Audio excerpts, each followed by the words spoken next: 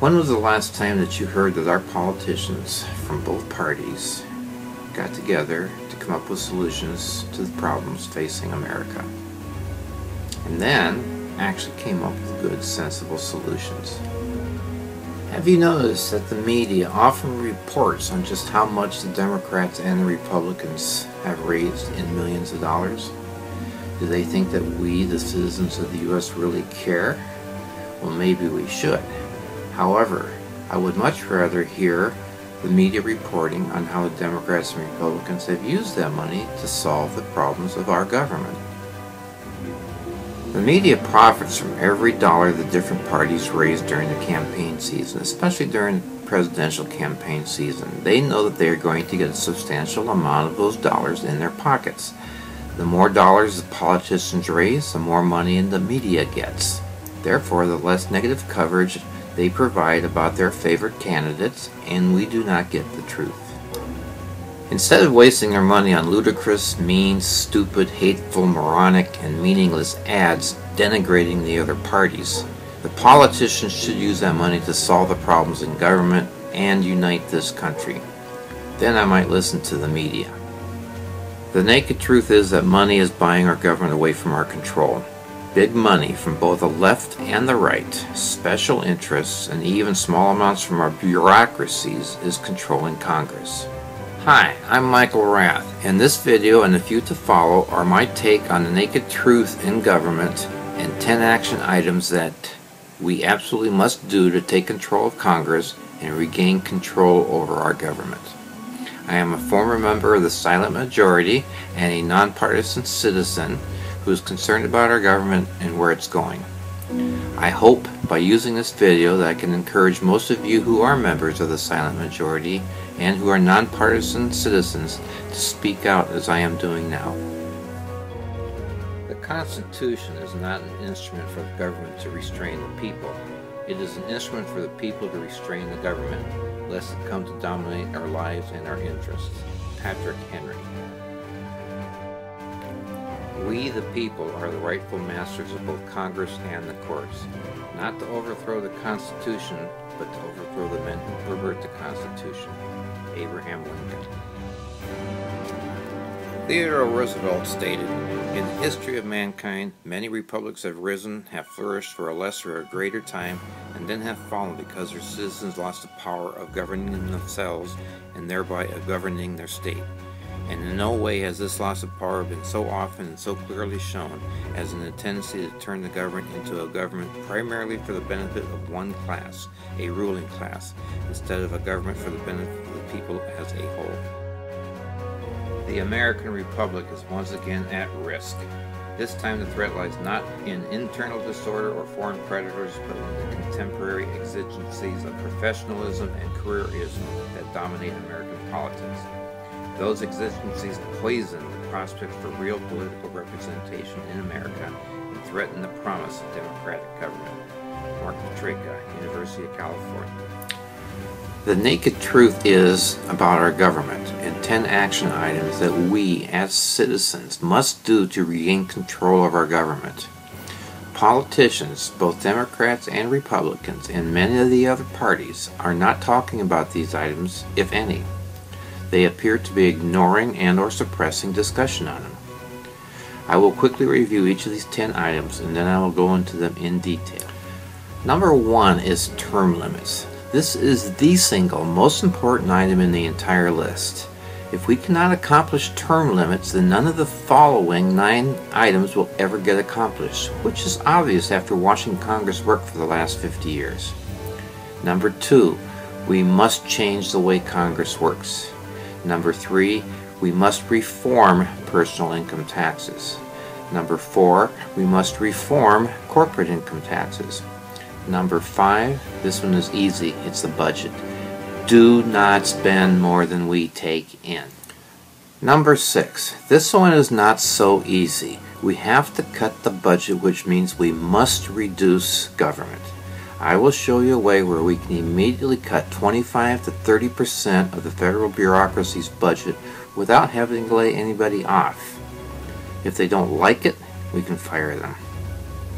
Number 7, This one is as important as term limits. Education. We have to reform our education system. Our education system has been purposely dumbed down so that the people in power can better control us.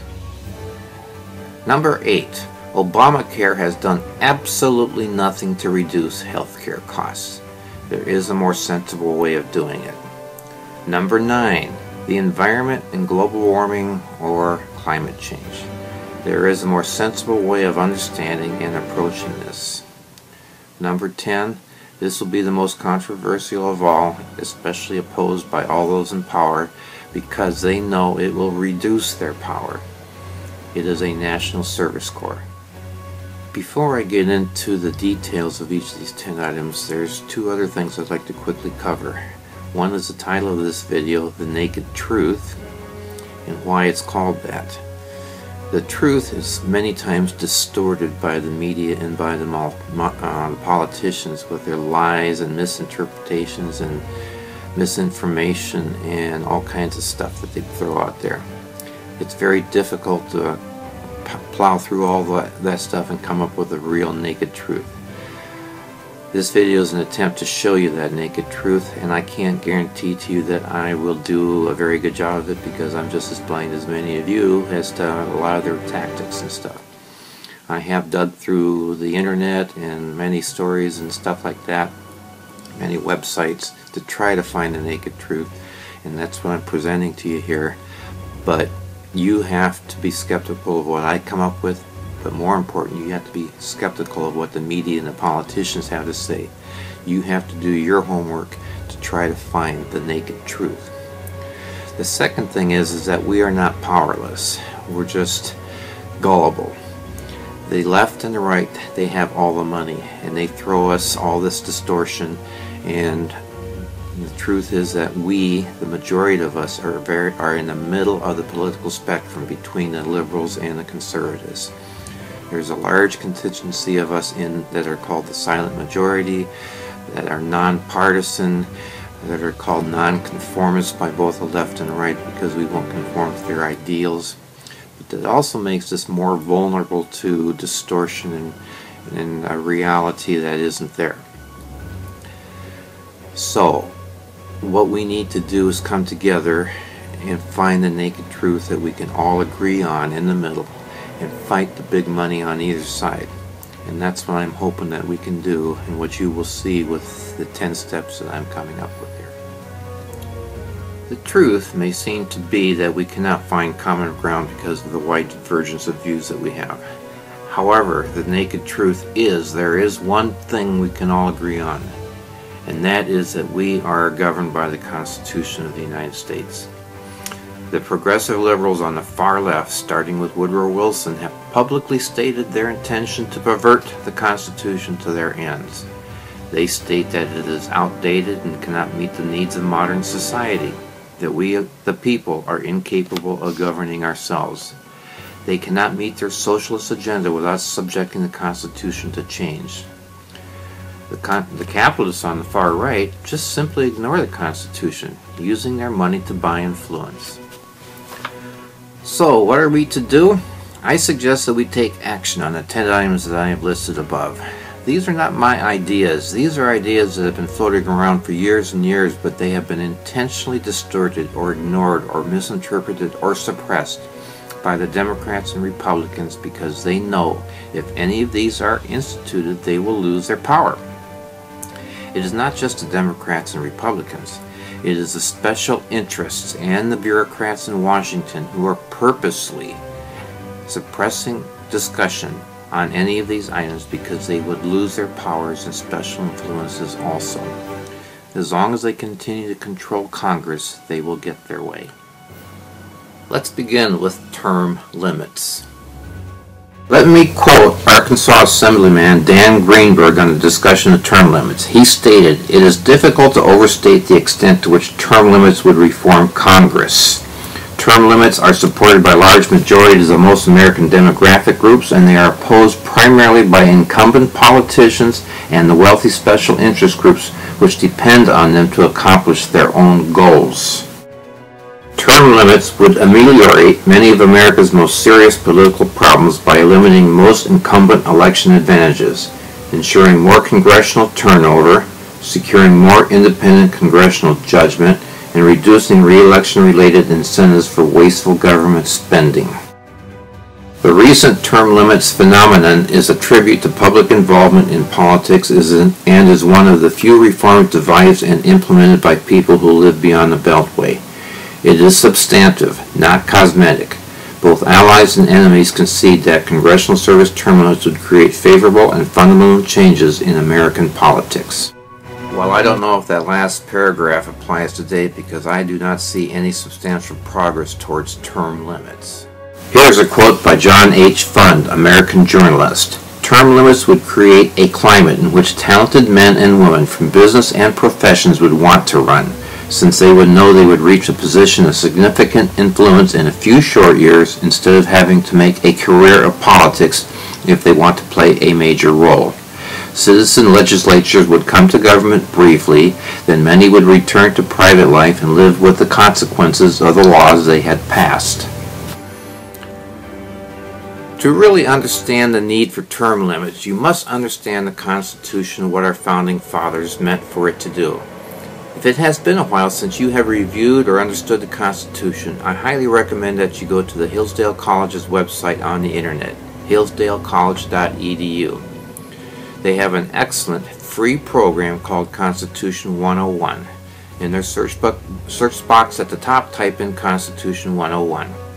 It consists of 10 lessons with 10 40 to 50 minute videos and free handouts to supplement the lessons. Hillsdale College is a private, moderately conservative Christian institution that does not take any handouts from the government. I am in no way affiliated with this college. Our founding fathers, Washington, Madison, Jefferson, etc., wanted a government with separation of powers. They therefore put together legislative, judicial, and executive branches so that there would be a balance of power. In the legislative branch, they put two houses, the Senate and House of Representatives. The original intention was for these people representing us in these two houses would be citizen legislatures. They did not intend them to be career opportunists. They understood the frailties of man and that once in a position of power, people would get corrupted. Two senators in each state would represent the entire state. Each state would also have a number of representatives based on population so that each representative throughout the country represented approximately the same number of people.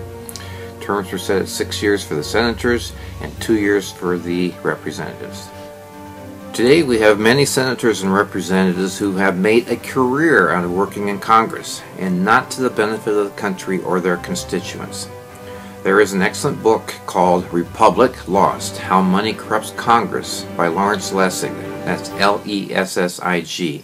I highly recommend you read it if you get a chance. It is available as an audiobook from audible.com. In that book, Lessig outlines in detail how special interests, including the bureaucracy, have taken control of Congress through the influence of money and power. The naked truth is that both senators and representatives spent almost the entire last year of their terms working to get money to get reelected, and most of that money comes from the special interests. Special interests in the federal bureaucracy both influence senators and representatives to write laws that benefit them. In fact, the laws are mostly written by the special interests and the bureaucrats. Not only are they rewarded with more funding to get reelected, but after several terms of helping those special interests, when they leave office, they get lucrative jobs from the special interests. In the interest of keeping this under 15 minutes so I don't bore you completely to death, I'm going to stop here. Look for part 2 of The Naked Truth, in which I will continue to cover term limits, and then item number 2, how to make Congress work better. Item number 3, how to reform personal income taxes. Item 4, how to reform corporate income taxes. Thank you for listening, and if you like this video at all, please tell your friends about it. Have a good day.